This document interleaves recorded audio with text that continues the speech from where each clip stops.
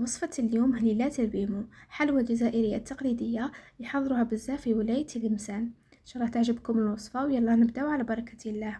عندي كيلة تاع البيض، أنا عبرت بفنجان صغير كما تقدروا تعبروا بالكاس. كيلة تاع السكر، إذا ما تبوش الحلاوة بزاف نقصوا شوية. كيلة تاع الزيت مبشور الليمون، وهنا كيلة تاع بسكوي بيمو مطحون. مغرف كبيرة تاع الدجاج محمص، كما تقدروا تعوضوها بأي نوع مكسرات يكون متوفر عندكم. نخلطو مليح بالباتر هاد المكونات جيدا حتى يتجانس الخليط. نزيد عليها مغرف صغيرة تاع خميرة الحلويات، رشة تاع الملح وملعقة صغيرة تاع لافاني. نزيدو الفرينة تدريجيا حتى نتصلوا العجينة تلتصق باليد. الكمية درت حوالي 6 ملاعق، طبعا تختلف الكمية على حسب نوعية الفرينة. العجينة هذا هو القوام تاعها اللي نتحصلوا عليه. نبداو نخدموا بها مباشرة. نصيحة للبنات اي عجينة فيها اضافات دايما خلوها طرية، لانه من بعد راح تزيد تتشرب. دهنت يديا بالزيت حتى تجيني سهلة في التشكيل. رمتها في البيمو، شكلتها هليلات ودخلتها تطيب على درجة حرارة متوسطة.